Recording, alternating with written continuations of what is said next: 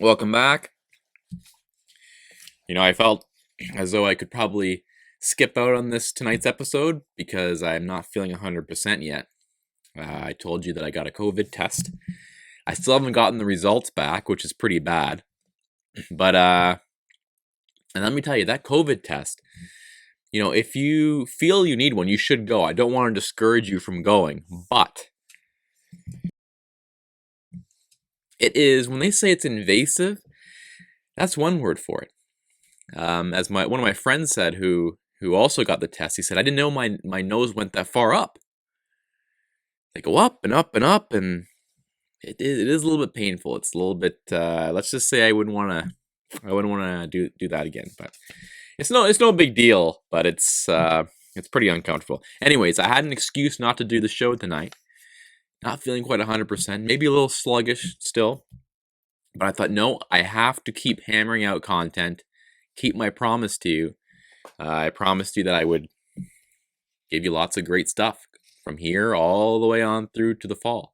And I know it seems as though that I'm talking a lot about Trump. It seems like everything's about Trump. Everything's about this guy right here. I want to scare all the TDS people away. But I want to make the show about everything, an array of topics. I want to talk about a bunch of different things, but right now we have to talk about this because this is what's going on. There's an election. There's a huge election. Last night I watched Trump on ABC News with George Stephanopoulos. To be honest with you, when I flicked it on, I had forgotten that it was on, actually. And I just so happened to have it on ABC. We were watching Modern Family. And then next thing you know, this is on. So as it's starting up, I'm thinking, you know what? I might regret watching this because I know exactly what this is going to be like. And this is what they do. They pitch it to you as Trump and undecided voters are asking him questions. Oh, the precious moderate, the independent voter who hasn't decided yet. They even had a lady there in the audience who didn't vote last time. So that got me to wondering, these are the people we're trying to win over? The people who couldn't even bring themselves to vote in the last election? I mean, the last election, the press coverage, the attention it got, the controversy, how do you sit that one out? Oh, I didn't like either candidate. Well, vote for a third party then. Vote for Gary Johnson. Even though he didn't know where Aleppo was, just vote for him. Vote. Although we have to be careful because a lot of these people we probably don't want voting, so it's kind of a catch-22. But it amazes me. They go to the audience and okay, so and so from so and so town, she is a nurse and she did not vote in the last election. I'm thinking, what? You didn't vote in the last election? Anyways, yeah, undecided voters.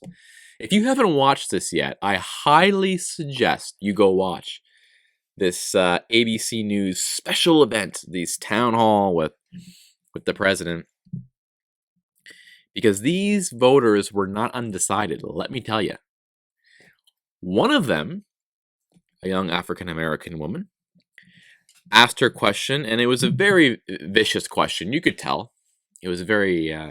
You could tell in the tone of the question whether or not the person was a supporter or not. Actually, the first question, before I get to the woman who asked the question, the first questioner was supposedly somebody who voted for Trump last time. And he's reading off a card like this. He's got his mask on. He's reading off a card. I am pro-life. I am Republican. I voted for Donald Trump last election. But I think Donald Trump is a horrible president. That wasn't the exact question. But that's how they do it, right? They read off a card. This guy, you could not convince me that he was pro-life. Just not that mattered, but that was part of it. I remember that being part of the question. It was one of the first ones. So look out for him.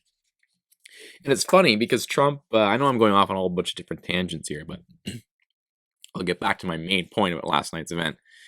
It's funny, that first questioner, Trump, he said he was from Pennsylvania, and Trump goes, "Where are you originally from?" Because the guy had a New York accent a little bit. It's just something funny. No other president would risk going, "Hey, where are you actually from? I don't think you're from Pennsylvania, are you?" He ended up being from New York. It wasn't like he was from out of the country. Don't get scared. It wasn't a racist remark from the president. Don't worry. So yeah, so the young African American woman asked the question, and she was so perturbed by his answer that she looked like she stopped paying attention to the answer. She sat down, she fidgeted, she wasn't even listening to half of it. No respect. Sat down before he could even finish his answer. There was a time when you stood up to ask the president a question. You stayed standing until the question was answered. And by the way, it wasn't a question, it was a shot. It was these people were activists. These people were placed there by ABC.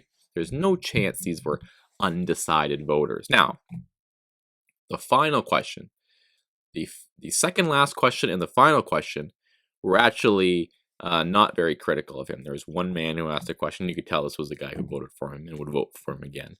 The other was a sad story about a lady whose mother passed away from looked like a mixture of cancer and COVID-19.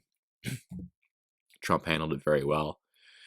But there's another man who asked a question, and remember, this guy is an undecided voter.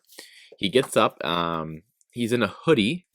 Not that matters. Look, I understand not everyone can afford nice clothes. I understand that. But you'd think, if you're going to see the president, you're going to be asking the president a question. You're going to be on national TV. You're on ABC. There's George Stephanopoulos here.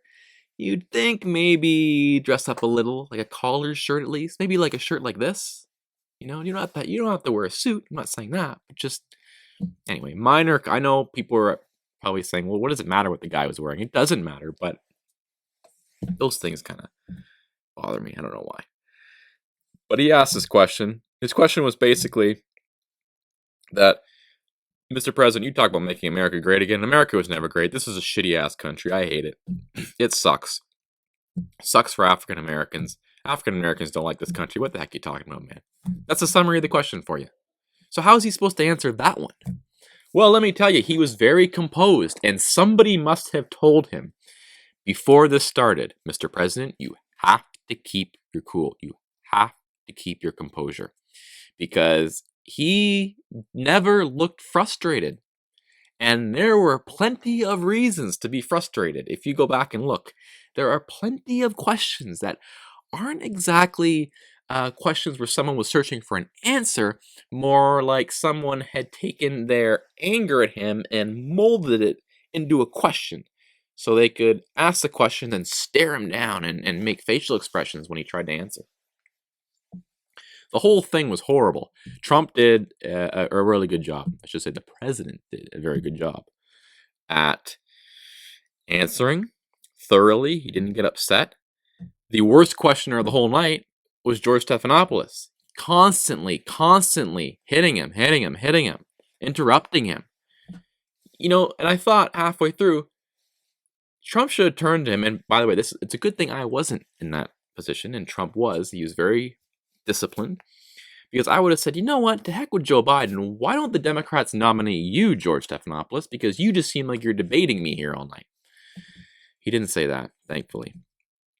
But it did get me thinking, you know what? Biden's not running for president. Neither is Harris. Kamala Harris is... the last time I saw her was yesterday. She was running off the airplane in her Timberlands. I haven't seen her say anything except for about a Harris administration, her flub yesterday. But she hasn't given any stump speeches. Biden took questions today for the first time since like February, I think it was. He's not running. Trump is running unopposed. The Biden vote is the anti-Trump vote. Trump is actually running against the media. He's running against George Stephanopoulos. Last night was a disgrace. It was an absolute disgrace. And these are the types of people who will be hosting debates. These are the types of people who will be hosting nationally televised debates.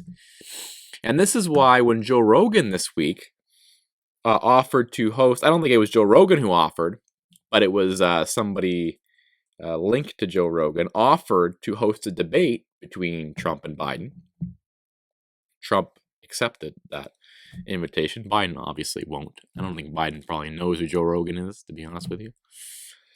But we need to push this stuff. That was a tremendous idea. That was a great idea. 3 hours. If they don't want to make it 3 hours, make it 2 hours answering questions, because we need to break the media's stranglehold on all this stuff. The media and these personalities, for example, I posted a link on Facebook about how Trump had accepted the invitation. Somebody commented that only a Trump supporter would think that Joe Rogan was impartial. Oh, and they added because Joe Rogan had said there was something wrong with Joe Biden. Remember when he said that he made the flashlight remark? Picking Joe Biden is like going into the woods in the middle of the night with a flashlight that has a low battery. And making comments about how he's not right and he might have something going on there mentally. Okay, that's impartial. Fine. It's a little bit impartial. It's clear that Rogan is not a Biden fan. He's not exactly a Trump fan either, but he has said positive things about Trump. Okay, fine. But why, when Joe Rogan offers to host a debate, do we get angry about impartiality? But when Martha Raddatz hosts a debate, which she did with Anderson Cooper in 2016, we don't say anything. And you say, well, what's the matter with Martha Raddatz? Well, if you were to go back and watch the election night coverage, I think it was on ABC, by the way, they had a big panel. Everyone's analyzing what's going on. Huge night. And Martha Raddatz was basically breaking down. She was crying. She was crying when she was watching the results come in for Trump. And she's impartial. Anderson Cooper is impartial. Anderson Cooper is fair. I mean, Anderson Cooper does do a good interview. I will admit that. But for us to act like Joe Rogan is this right-wing guy and Anderson Cooper is the fair one, Martha Raddatz is the fair one. Who else hosted debate? Remember Candy Crowley? Remember that incident? We all remember that? Her interrupting Romney and basically debating Romney. That was the same thing that happened last night, by the way. Stephanopoulos. Stephanopoulos is interrupting. He's not asking questions anymore. He's debating him. Clearly debating him. So when things like this bubble up, it's important we don't let it slide. And we will let it slide, because nobody wants Joe Rogan to host a debate, but that would be something new. That would be something fresh. And all it would take is for that to happen. Sorry, I need to turn my phone on silent here. All it would take is for Joe Rogan to host a debate and for it to go well and for people to like it. And then we start to think, why do we have all these other media personalities hosting our debates? It doesn't make sense. It doesn't make sense. So I would have loved to see Rogan host a debate. That probably will never happen. Who knows if we'll even get real debates. Chris Wallace is supposed to host the first one. Chris Wallace isn't exactly somebody who might be fair to Trump, but we'll see. I don't know who's hosting the other ones. I'll have to check that out. But first one is scheduled for 2 weeks from now, I believe. So that should be exciting. We'll see if Biden goes in on it. But just if you go back and watch this special, this ABC special. And by the way, the reports, this is what happens, right? Trump answers the questions pretty well, and he kind of evades some of them like he does. And the headline apparently this morning was that Trump had a horrible performance there. Even though he had Stephanopoulos against him, and then there maybe was 10 questions, and 8 of the 10 questioners hated his guts. Oh yeah, I guess it was a little tough. So let's put Biden in the den there, in the dragon's den. Remember that George Stephanopoulos worked for Bill Clinton. He worked for President Clinton. Can you imagine Fox hosting a town hall with somebody who worked for Bush or for Trump? Imagine this. Imagine Corey Lewandowski is hosting. Corey Lewandowski, the campaign manager during the primaries in 2016 for Donald Trump. Imagine Corey Lewandowski's hosting a town hall on Fox News, and he has Joe Biden on. And then we have a bunch of questioners in the audience. 8 out of 10 people hate Joe Biden. And Corey Lewandowski's asking the questions. And I'm not saying he wouldn't do a good job. He wouldn't do a fair job. But there is a chance that he might start hitting him.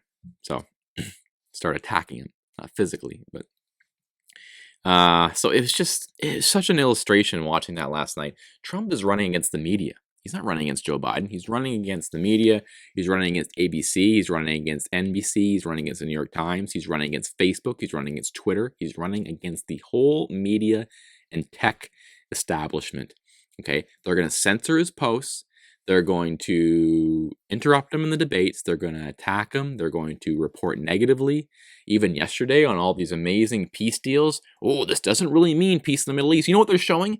As they're reporting on the peace deal, they're showing the American flag being set on fire in the Middle East. But they won't show burning buildings. They won't show businesses being set on fire in Kenosha, Wisconsin, when it's actually happening. Or if they do, they have a reporter there saying, no, nothing to see here, everything's fine. Even though there's a fire in the background. Anyway, getting a little too riled up. But I did notice that my last video was a little bit low energy, but I think that was because of the topic. I was talking about 9/11, so that's all I have to say for tonight. I encourage you to go watch the ABC special last night. I don't know if it's on YouTube or where it is, but my hair's looking a little disheveled tonight. I will try and do more and more shows. I'll try and do one, every other night, and maybe as it leads up to the election, possibly every night. But subscribe, please like, please comment, please share the videos. We are going to keep building this channel until it is a behemoth. We are at 500 something subscribers. That's going to be at 1,000 very, very soon. I know it. I can see the numbers going up. It's very encouraging. Very encouraging. Great numbers. And I promise you, we won't talk about this guy every night, but it's kind of hard to because of what's going on. Can't really see him there, eh? But I want to make the show about everything. I kind of had a thought too about doing a weekend show about religion. It wouldn't be a sermon, but maybe we'd talk about, I don't know. I have some other ideas, but for now it's all election stuff. I haven't done a video about the polls lately and about what's going on. I don't want you to be too focused on the polls, but Rasmussen was out with a national poll today showing Trump in the lead. I do have some things to talk about with the polls, with Trafalgar, and it's funny that Trafalgar gets whacked over the head all the time, but Trafalgar was the one who was right, the Trafalgar group, last time around. So Nate Silver was wrong, but we all worship Nate Silver. Oh, his probability. So that's all for tonight. Like, subscribe.